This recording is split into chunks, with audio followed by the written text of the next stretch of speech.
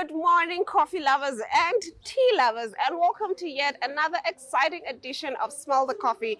In today's episode, you guys are going to experience what it's like to be a yogi, as I'm going to be sweating it out on the yoga mat. We'll also find out just the importance of yoga in one's life. And of course, we'll plug you with the latest in the sporting and entertainment news. So come along with me as I break a little sweat in today's Smell the Coffee.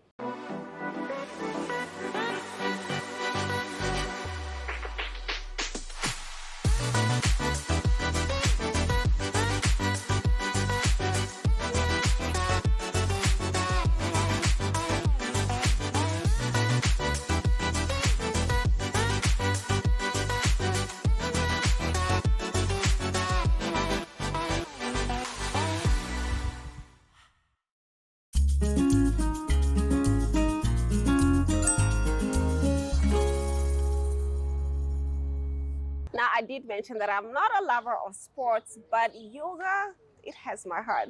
I'm now joined by the co-founder of the Yoga Garden. Good morning, how are you? And Hi. welcome to Smell the Coffee. Hi, thank you. Good to have you here. Good to have you too. Can I say that yoga is a sport? What is yoga? We always refer to yoga not as a sport, but rather a lifestyle. Because lifestyle. when you see yoga in TVs or on pictures, you will see the movement part of yoga, but yoga is so much more. So you will see that we are also doing breathing exercises. We are also working a lot of the mind or the mindfulness attitude that you need for yourself to support groundedness or to support your balance within yourself. So it's way more. It becomes a lifestyle. It becomes rather a habit for well-being in your life. I see. Can you tell us the inspiration behind starting your yoga community? I know you told me before that this is a yoga community and it's not a yoga studio, which is really, really cool. What was the inspiration behind starting it? Yes, it's rather a personal story, but I will share it with you. Yes. So yoga in itself since years has been a very, very important resource for me when it comes now to points in my life where I really needed a good support or a groundedness because everything else in my life was rather so chaotic. And I found yoga and yoga found me. And it's I would call it a medicine because it has played a vital part for me to get better in many, many points and aspects in my life. So that kind of resource, I feel it is something so sacred to keep it for just yourself. So yogis will always want to share that with other people, to have that resource for yourself, because once you start doing yoga, you will know wherever you are in your life, even when you're alone, you can just do it for yourself and you will feel better. I like to think of myself as a yogi, but I feel I'm not at you guys' level yet.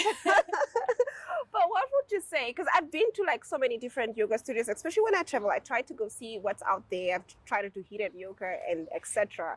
What sets your yoga community? I know it's not a studio. What sets your yoga community apart from the others?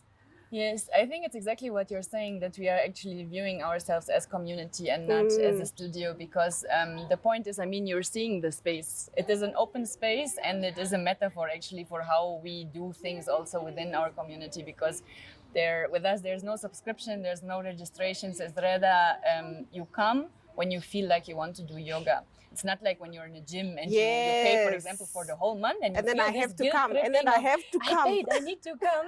Yeah. With us, it's rather the people come because it's their own 1 hour of self-care. It's their own one ritual that they have to start their week off nicely on a Monday because they want to come and not because something else is pressuring them. So it's we have this more unique approach of how people want to show up. I like that you just show up on the day that you can, and you're part of the community. And I like that it's better than the guilt trip of, I didn't go today and I'm paying for the whole month. In a world filled with so many alternatives in terms of fitness, there's CrossFit, there's etc. Why would you say yoga sets it apart for you as your preferred choice of tackling the mind, trying to be fit, and also trying to have a good mental health? Yes. I would say because the variation of yoga is just so vast. For me, yoga, if I have a really down day and I just don't have energy in my body anymore, I will not do crazy crazy stuff like your back bends on your beautiful acrobatic poses that you see many times on pictures on Instagram. Ooh. I would rather really just sit on my mat, maybe in child's pose, and just try to settle and become better and try to, relax from the day in a way more, let's say, calm way of Yeah. doing this. And this is also yoga, and it's a very, very valid part of yoga. It's not just the nice things that you see on pictures and the videos. I really like what you said earlier when I asked you if yoga is a sport, and you said it's a lifestyle, which people don't really connect to that. Yoga is more than what you do on the mat. What you do on the mat, you take with home. That's some of the lessons I've gotten from it. Yes, because I mean, yoga itself, it has a sister science of Ayurveda. I don't know, it's the science of life, and Ayurveda now includes also to, your nutrition. What kind of nutrition is good for your body, and at what times, and at what type of nutrition is good for which type of body you have, and also what kind of yes, and also which kind of activities are important for the type that you are, or for the time of the day that you are moving in. So there's a lot of aspects within yoga and around yoga that is related, and it plays a huge role in holistic health, let's put it like that. Okay, so can you tell us a little bit about the yoga practice that you guys have here? What do you guys practice at the Yoga Garden? What type of different styles are there, and what's the practice really like? I know you guys told me before there's a little bit of breath work, and I'm so excited about that, but I would like to hear more. Yes, it's interesting because we are two teachers here, and both of us, we have a really very unique approach to classes. So my colleague, whom you will speak to, she has a very traditional approach of doing Hatha Yoga. It's called like that. So she will go into the traditional asanas, which are the poses now. She does the yogic approach of breath work. And really that helps people who are getting new into yoga to get also that cultural view of what are the roots of yoga really, and where is it coming from, what is important here. And then the classes that I focus on would rather also have a small twist of incorporating some movements of Pilates and some alternative breathing techniques and some mindfulness exercises of your affirmations or things like that. So whatever class you're attending, it will be different each time, and you will find what you will search. I am just like, wow, this sounds so delicious. Like, what? There's also affirmations involved. I mean, I can't wait. I'm definitely going to come to one of the classes. That's great. And after the break, we're going to be talking to the other co-founder of the Yoga Garden. Do stay tuned.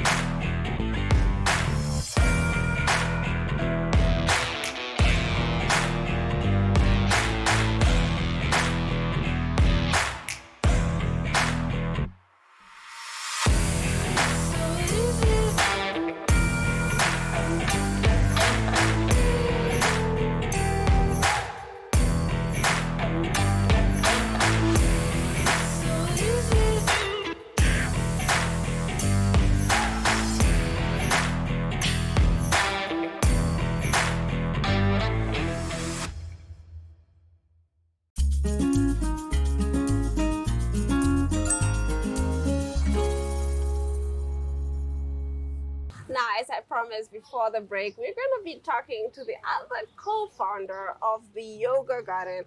I am so excited to meet you both, and what you guys are doing is really amazing work. And this is coming from a yogi. I would like to think I'm a yogi. I still don't think I have the hours in yet, but I would like to think I'm a yogi. So your partner said earlier, like what you guys are trying to do with the community, it's just really, really amazing. So just kind of to touch on moving forward with our interview is, how do you guys incorporate people who are new to yoga into the yoga community that you guys have here? Okay, so people have different levels. New people, usually, personally for me, I start off with a small introductory session. Yeah. So I usually ask in my class who's new to yoga, You know, what do you know about yoga? There are a lot of misconceptions about yoga. Yeah. Okay, it's not only postures like Georgina said. I like to look cool. The Instagram stuff. I want that. But then, is it for the Instagram or is it for you? Yeah, I hear you. I hear you. That's what yoga is inadvertently about. It's about you. I mean, Yeah. you might come for the superficial reasons, but then you stay for the more grounded reasons. Yeah, I believe it's always about awareness. Yeah. We've been talking about mental health, especially October is the mental health awareness month. How do you guys incorporate mental health in your practice at the yoga? I can't say yoga studio, at the yoga garden. Yes, yoga community or the yoga garden. Okay. With mental health, Yes. awareness. Yeah. It's always about awareness. And if you incorporate yoga into this, I mean, you get really relaxed people. You get to calm your mind. By calming your mind, what are you doing? You are relaxing, okay? You're lowering your blood rate, okay? And at the end of that, it's just inclusivity of all. It creates a very safe space. Okay, openness, oneness. I like that. Somebody said that even meditation, right? If you meditate in a group, it creates a stronger practice than doing it by yourself. And I think that's what you guys are trying to do with the community, right? Like where you bring like-minded people together, people who just, want to find something to balance out their lives. And I think that's really, really awesome. Your partner did mention that you do hatha yoga. I've never heard of it. So I was so excited and I want to find out more. What is that about? I think I've heard of it, but I've never practiced it. So what is that about? Actually? So there are different variations. And first, I think you need to understand where hatha yoga comes from. Yeah. Okay, which is Pantajali Yoga Sutras. It's now I'd have to take you back to the theory of yoga, but I'm not going to do that. Yeah. It's a little bit much, but there are scriptures that we follow, or let me say people follow. Yes. Not religiously, but it depends on you. Again, it's individuality. So this is a asana by asana, posture by posture. You do one posture and you try to do it perfectly, if I must say. We all know that not perfectly. Yeah. So you are relaxed in a posture. Okay?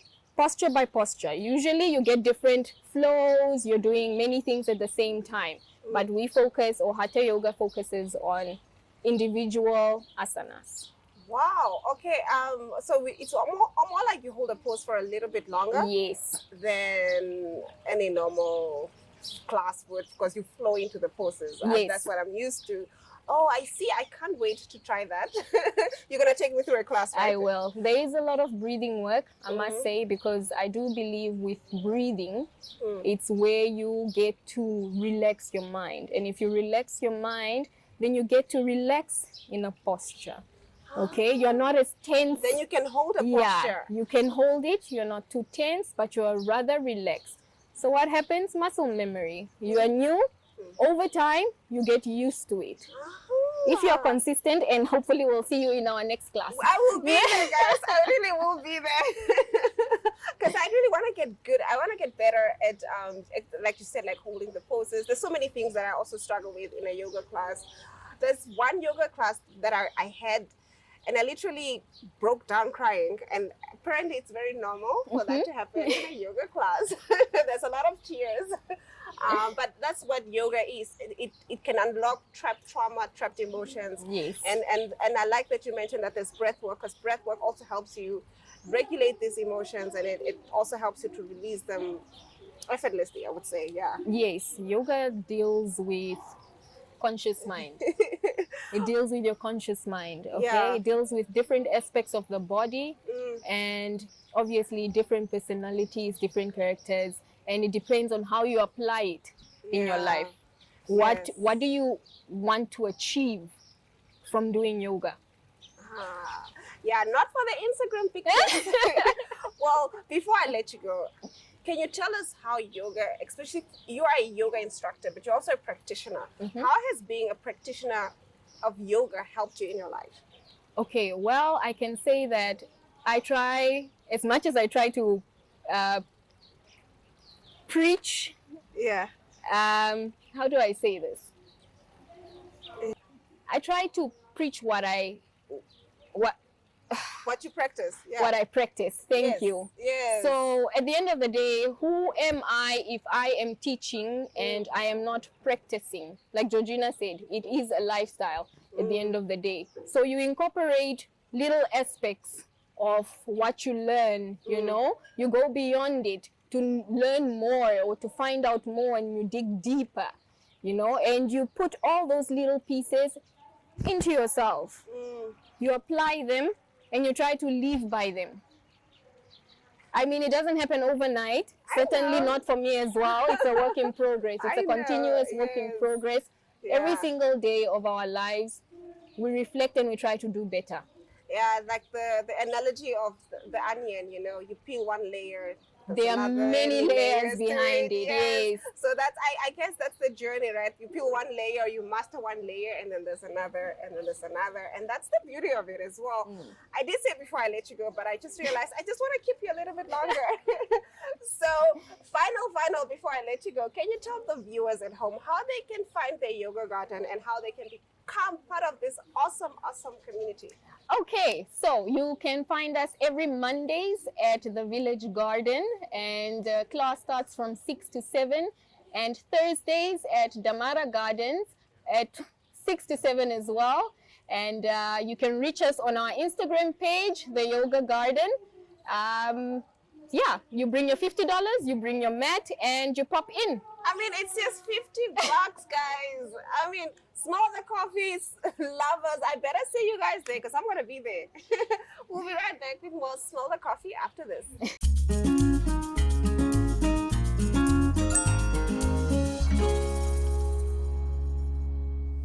Now, we all know why it's important to take care of oneself, whether that is taking yourself to a massage, taking yourself to a class where you train, or just simply indulging in the things you love. Let's take a look at our wellness segment. Okay, so now she's just trying to get people to relax. You know, you're setting the mood, setting the atmosphere, just trying to relax the body. It's been a long day. Relax, remove the tension. And take up all the space you want to have for your practice. And as you found your position here, start closing your eyes.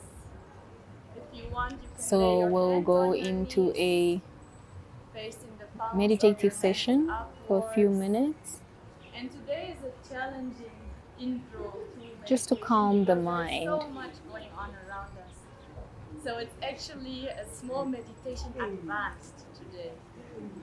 Okay, so there are many breathing techniques. So we'll see what Georgina has in store for us. Happening around you. Try to leave the outside and return to your breath and return to your inside. So what you are learning in this next second to center yourself. Okay, so she's just trying to get everybody to center themselves, to ground themselves, and to be aware. A little bit of mindfulness. Really follow each breath that you're taking through your mouth as you inhale. And then send the breath out as you exhale. So deep inhalations and deep Inhaling exhalations. what you need, and exhaling what you don't. Trying to relax the body and the mind.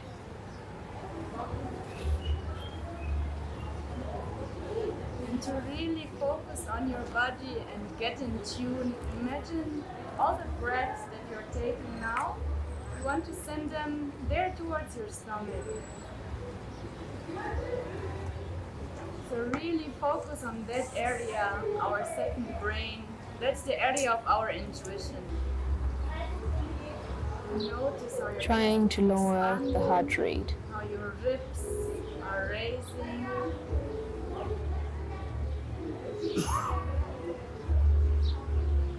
How new oxygen is coming into your system.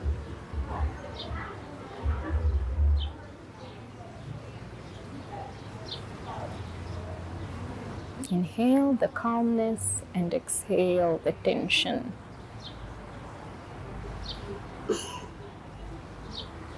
And from there, slowly wander with your breath, bit by bit higher towards your mind. Check in with your mind at this moment before we start in physical practice. Then on your next breath, start breathing normally and then slowly start moving your fingertips. Start moving Okay. your toes. If you are in deep concentration of thought, Blink your to eyes. be aware, you move your fingers. Then bring your hands on your knees like so. Okay.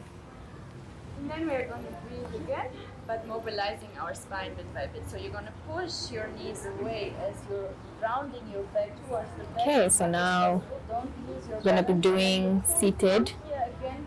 cat and Your cows. gaze forward, your gaze up, Okay, so up, this is great for stretching the spine. Push again from your knees, bring your back in a rounded position. And as you inhale new fresh energy here and gaze upward, chest coming forward. Exhale. Okay, so as you bend, you exhale, Imagine you're creating and as you push your chest out, you inhale. in your own pace, in your own hold forward. Left to the back, gaze forward. Right to the back. Drop your knees if you like, take it to the end. Inhale, float upwards. Exhale. Left to the front, gaze forward. Right to the forward. Inhale, take your back to the front. Exhale.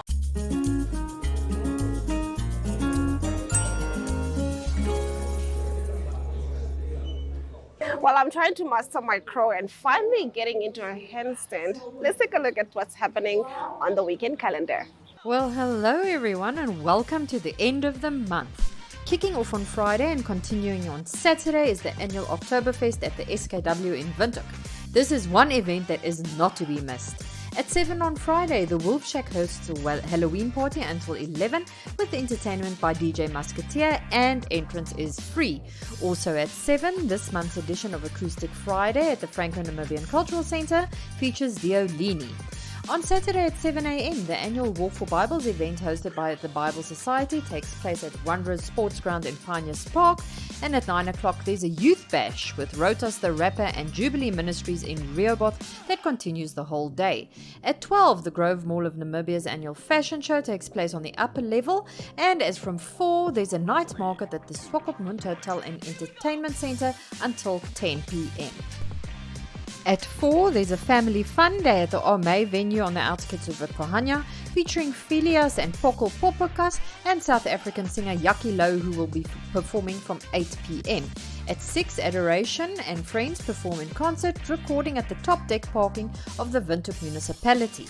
Currently running is the Erongo Business and Tourism Expo at the Walvis Bay Civic Centre and the Sports Expo and Conference at the MTC Dome in Swakopmund, both of which continue until Saturday. Christmas in the Sand, a collection of work by Susie Asmus, Margaret Caligari and Nokos Vanna, can be viewed at the Omba until 31 October, while a tribute to the late John Mufangeyu can be viewed at the National Art Gallery until November 11th. Have an awesome weekend!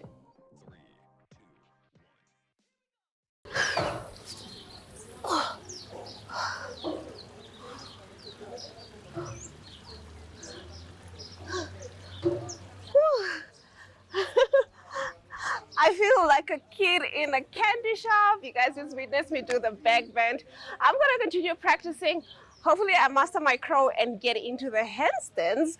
But for me, as much as I hate to leave you guys, I have to leave you guys. From Glenrashipura, until next time.